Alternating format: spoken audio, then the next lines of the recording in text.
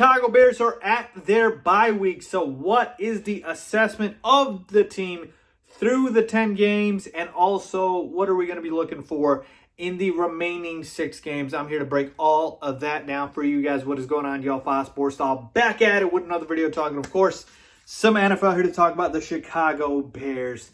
And if you are still a Bears fan after the recent losing streak that they are on, then welcome to the channel. We're going to talk all about it. All right, guys, so make sure you are subscribed to the channel. Make sure you are turning on the post notification by hitting the bell icon. And make sure you're following me everywhere, okay? We got the whiteboard behind me. You know what that means. It is education time. I'm going to be breaking down this Bears team and assess them during this bye week because obviously the Bears don't play this week. And so let's take a look at everything that has transpired. All right, so here we go. Assessment of the Chicago Bears during their bye week. Okay, let's start with the Bears record, of course. And we know the Bears record through 10 games is 5-5, okay? So 5-5 through 10 games. And I know that's not how you spell through, but I don't care, all right? Here's the thing, all right? The Bears started off 5-1. We know that, okay? And then we've just completely collapsed, and they're 5-5, losing 4 straight, okay? Should they be like 9-1 or 8-2? No, probably not. All right, but the Bears should at least be 6-4 or 7-3. And I could tell you, we could have won that Saints game in which the Bears lost by 3 points, and then they could have won the Vikings game certainly. So I'm not saying 8-2 or 9-1 through 10 games, but I am saying at least 6-4 or 7-3. Right? So that has definitely been a disappointment because the Bears record should be better than it is. All right. So taking a look at the Bears team. All right. We've got the offense, defense, special teams. We know the elephant in the room is the offense. Right. The defense's assessment through 10 weeks is what? It's elite. It's fine. They do their job. They do what they're supposed to do. This is still a championship caliber, Super Bowl caliber defense. All right. Special teams. Our kicker, Cairo Santos, has been solid. We had a little bit of an issue with the punt return game. With Ted Ginn, we cut him, got rid of him. Dwayne Harris was, serviceable for a little bit, but Cordell Patterson's great on kickoff returns. And it's not that big of an issue. We know it's all about the offense. All right, so who is in charge of the offense? Well, it is, of course, head coach Matt Nagy. All right, so what has Matt Nagy done through 10 weeks? What has been his assessment? All right, let me start by saying this. What we know now through 10 weeks is this. And I'll start with number 1. This is no particular order, by the way, but just pointing out there. We know that Matt Nagy has benched Mitchell Trubisky too early. All right?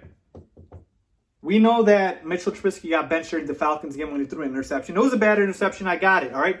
But we know now he benched him too early. Why? It's because Nick Foles has not been the answer. And Nick Foles, in his career, has never been the answer unless it's like a couple of games at the end of a season or in relief in a game, all right?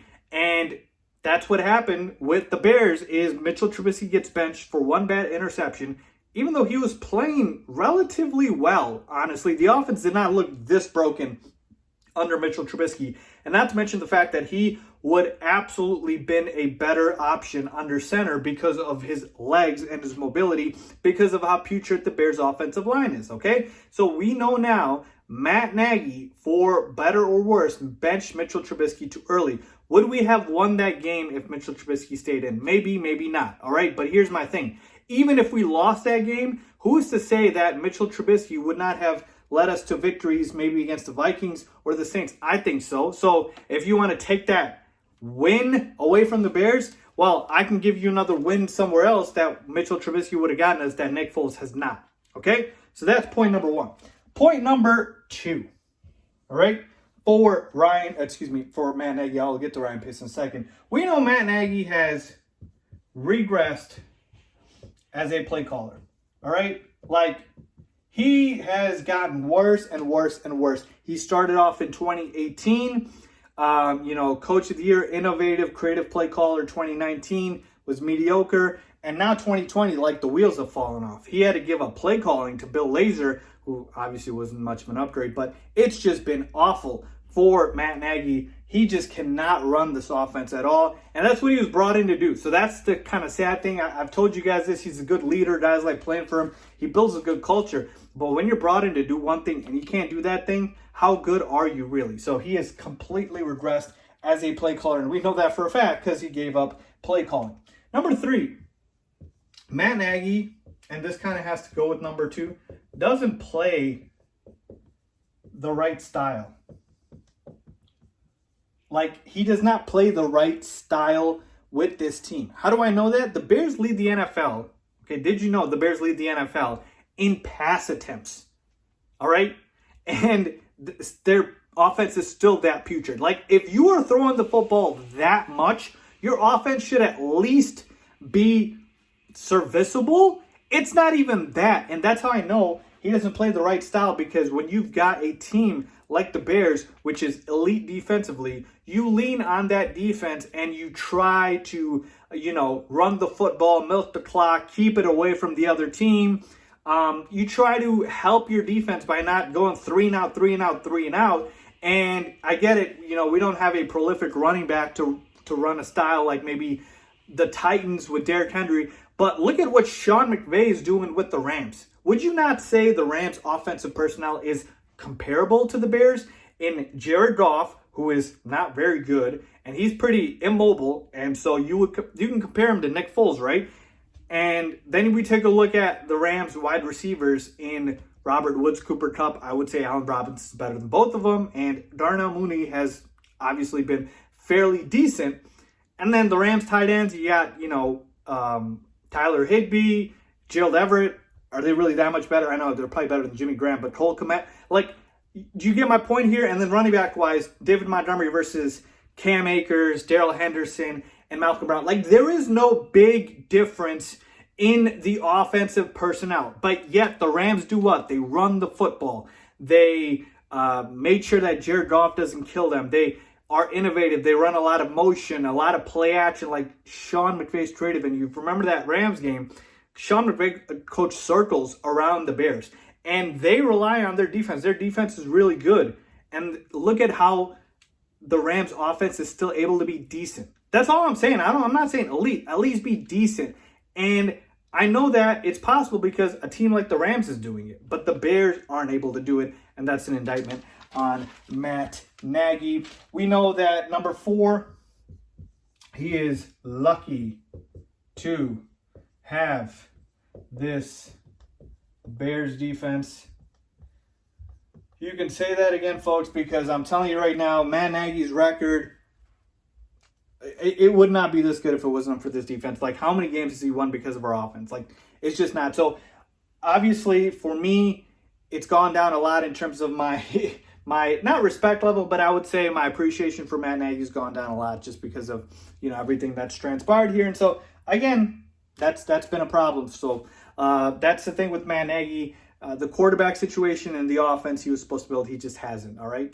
Now, the other problems on this offense, besides the quarterback and the offense in general, by the way, has been the offensive line. Well, who is responsible for that mess? That would be general manager Ryan Pace. And what has Ryan Pace's faults been throughout the 10 weeks? Well, he didn't address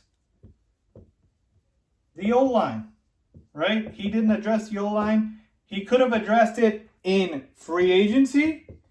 He could have addressed it through the draft. He waited till the 7th round to draft an offensive lineman because that's what Ryan Pace does, all right? And in free agency, he signs Jermaine Ifedi as the biggest name on the offensive line. So that is Ryan Pace, his major fault for not addressing the offensive line. Really, that's been his biggest problem this season. And he's had multiple chances to do it. So I'm looking at Ryan Pace. Number 2, we know that messing up at QB by drafting Mitchell Trubisky and also in a way signing Nick Foles, though I'm not going to fault him that much more for it, but drafting Mitchell Trubisky has really set the team back. Now, we know that Trubisky probably would be better than Nick Foles is right now, but he's still not lived up to his number 2 overall pick expectations. And that's directly on Ryan Pace because he is the one who has drafted Mitch. Now, to Ryan Pace's credit, he does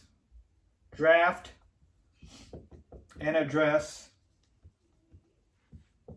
defense. So I'm just going to say that because our defense is elite, and I have to give credit to Ryan Pace. I'm not just going to bash somebody and not give credit when they deserve it. He does deserve credit for it. But again, offensive line, messing up on drafting quarterback, that is all on Ryan Pace. And one more thing here. Ryan Pace signed a couple of guys in free agency. You guys remember that? Remember when I gave my thoughts on it? He signed Jimmy Graham. He signed Robert Quinn. He signed Ted Ginn Jr. He signed Nick Foles. And he signed Jermaine Ifedi. Well, regardless of the fact that he should have addressed the offensive line, how many of these guys have been hits? Jimmy Graham? Nope. Robert Quinn, for the money that he got, 70? Absolutely not. Ted Ginn Jr., he's cut. Nick Foles has been awful. Jermaine Ifedi has been, whatever, but not to where we need him. So, even the non-offensive line moves in free agency have been pretty awful for Ryan Pace through 10 weeks.